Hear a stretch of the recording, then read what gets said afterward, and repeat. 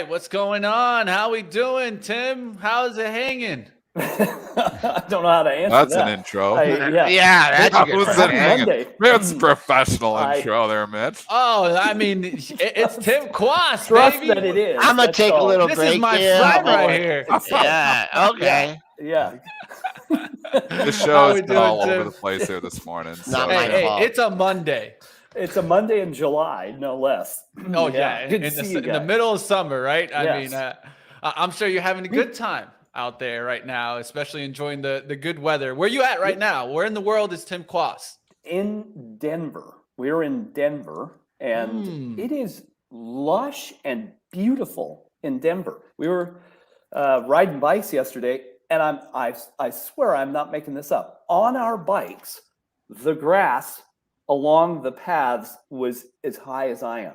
I mean, it's just unbelievably beautiful and green this year. We've had a lot of rain, and I mean, usually it's brown by this time here in Denver, and the reservoirs are full, and everything's lush and beautiful. So we ought to just all leave and go out and do that, right? Right? Enjoy the outside. That's what you're telling us, Yeah, Tim. But right. It's beautiful. no Yeah. wildfire smoke. No. Did you no, get there's- any by? Did you get any over by you? yeah, how was Colorado with the smoke? We've had very little of your Canadian smoke. I know. Dennis. That's what we Yeah, export. so We export smoke now. That's our main export. It's it's good that you can export it, right? Send it east. The Right, tariffs it's- are really low on it. But it is funny, Dennis, that you mentioned that, because we are amused by how, generally in the summertime in Colorado, you're going to have some smoky days, and no one talked about it. Right? It's never on the news.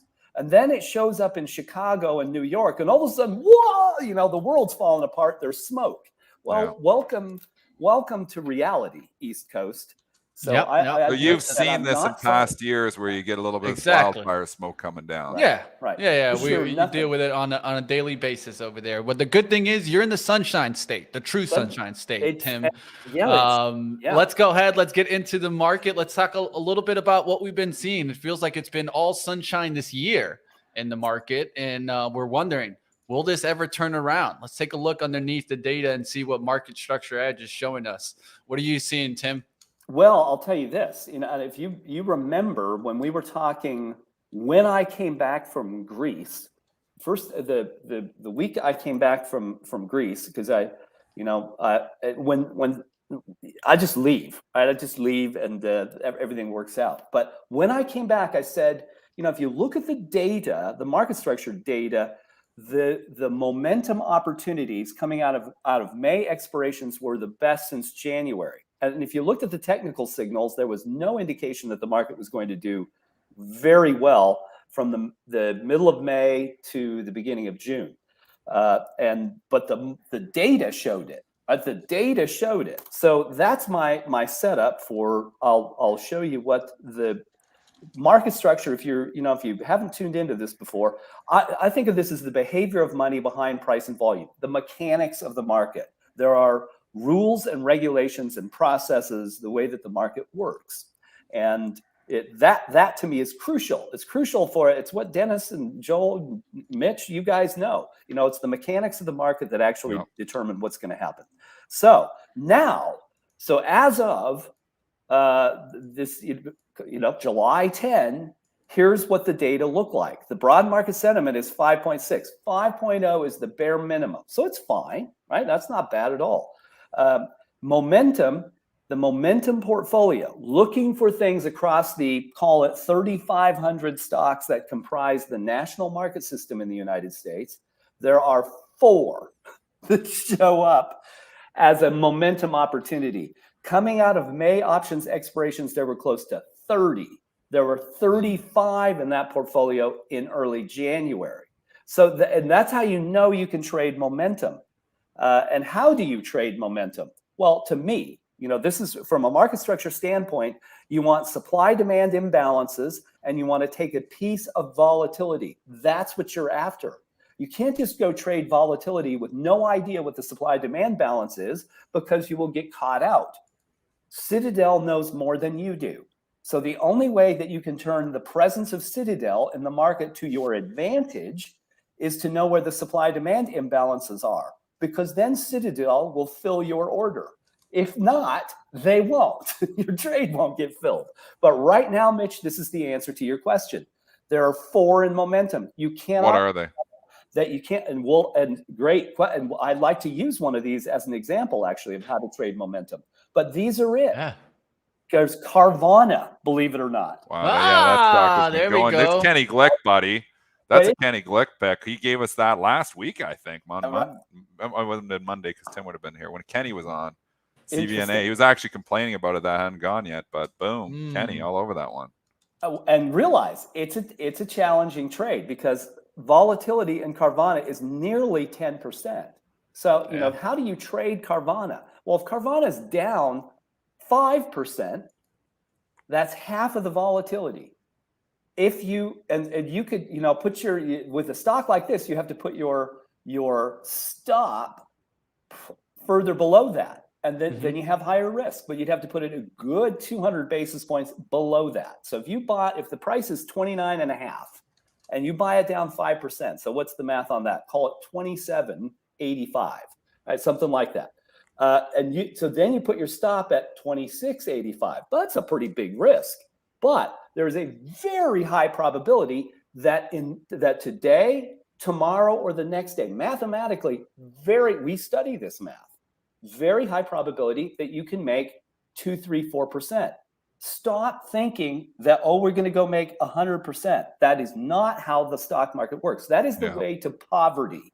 If you want to try to do that, you will lose your entire trading account. Don't do that. Just take what the market gives you. But that's so Carvana, Matador, Unity, and Coinbase. Unity is an interesting one here that it's still in your momentum because Unity has actually had a bad 4 or 5 days here. So, you know, I can see why Carvana is in there. I can even see why Coinbase is in there because quietly Coinbase has went straight from 50 to 80. Yep. Unity is interesting. It has been strong from 30 to almost $45 there just a few days ago. But 4 or 5 days ago, it broke down, and now we've come back here. Why? One, and why is this still in your momentum? But two, I guess, you know, maybe this is an opportunity to buy the pullback.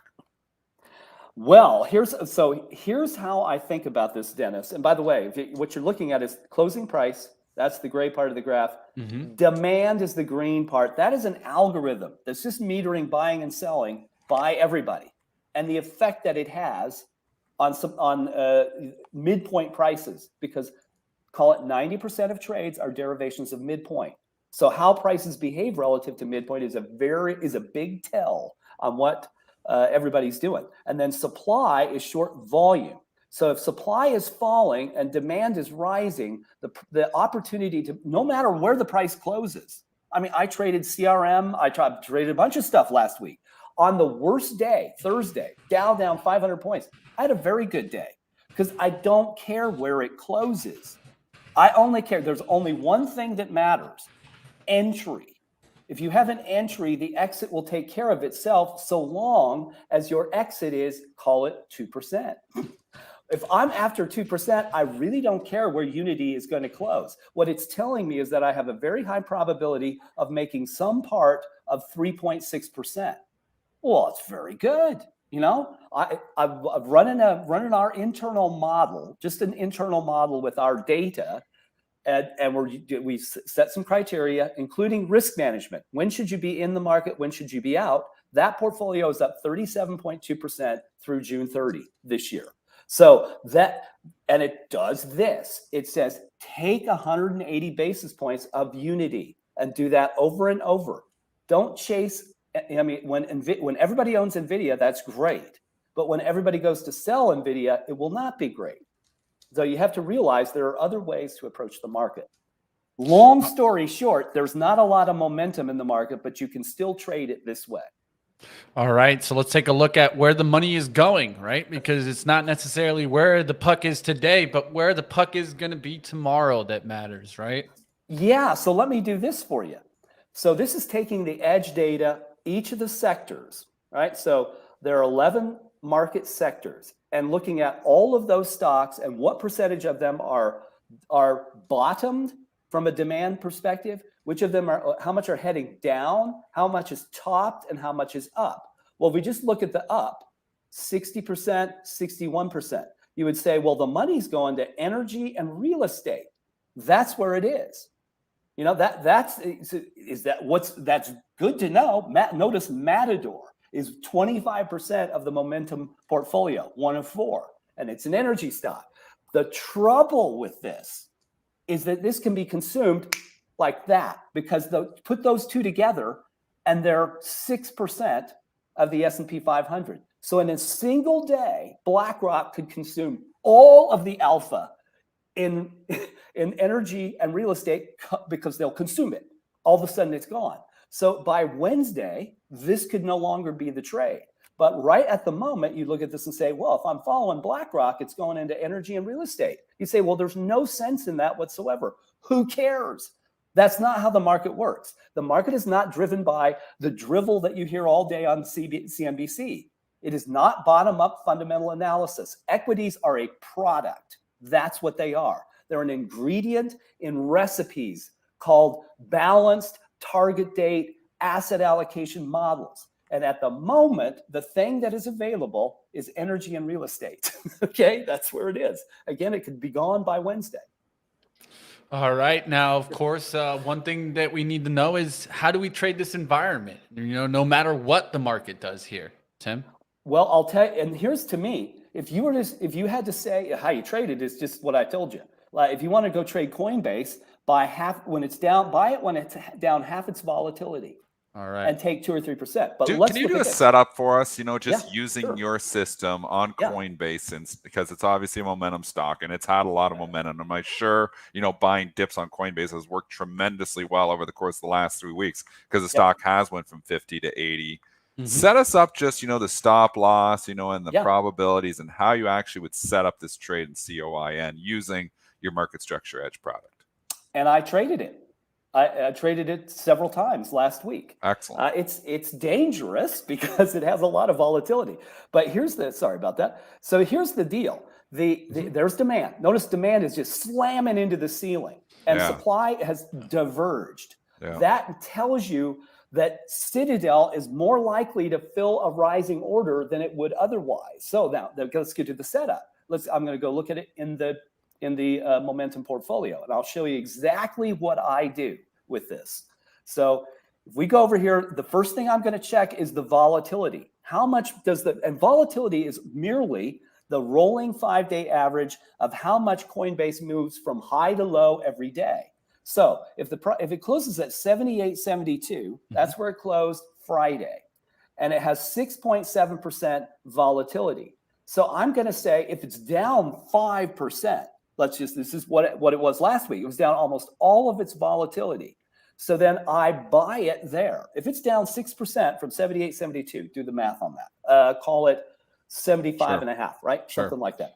Maybe thereabouts. 76. So then, 76. So then I put my stop 50 basis points down. Now I might get stopped out, right? It's a risk because that's still within the volatility. But I now think that the machines are more likely to lift the price than lower it. Doesn't always happen, but it happens 80% of the time. Well, that's a pretty good bet, right? So then I put my limit. I just want a small amount. I put my limit in 2.5%. All right. So I buy those at the market. Maybe I buy 400 shares of it. Boom. Market 99 shares at a time at the market. Just like that, because I get immediately filled. And then I put my limit in 2.5%, my stop at about 50 basis points down, and I just walk away. I don't care. It's good till I cancel. And one of the two is going to happen. 80% of the time, I'm going to make 2.5%. That's what I did on Thursday. I did it in CRM, did it in multiple stocks. And so that's what you do. And why does that work? It's because Citadel et al. Prices are set by machines. 98% of trades are algorithmic. Even your trade, if you were using E-Trade, Ameritrade, Schwab, are all algorithms, right? Yep. You put an order in, it's an algorithm. The algorithm is going to calculate the probability that your trade can be filled profitably. If it can't, it won't get filled. What we're doing is saying we know there's an excess demand and insufficient supply. So if the price is down, the probability is it's going to rise. Now, it may not last. It could be gone by the end of the day. But that is what you're turning to your advantage. You're saying we know how machines behave in the market. They move stuff past the midpoint. If it's below the midpoint, there's a high probability it goes up. That will not work unless there's a supply-demand imbalance, however. That's how you do it. Works very well. And that's what it's all about. And you can either spend years learning some market structure, or you could maybe use a service like Market Structure Edge to help you understand this better. So definitely check it out, team. I'm going to throw up the link in the chat here. Always great to have you on, Tim Quast, Market Structure Edge. If you guys want to reach out to Tim, feel free. He does webinars. He also teaches on this specific of how to use Market Structure Edge so that you guys can find your edge out there and get a free 30-day trial. Live Thursday demo, 2:30 p.m. Eastern time. There you go. Yep. There you go, guys. If you guys want to tune in for more, check it out. Market Structure Edge. Always good to have you, Tim. Thank you, guys. Good to see you. Have a great week.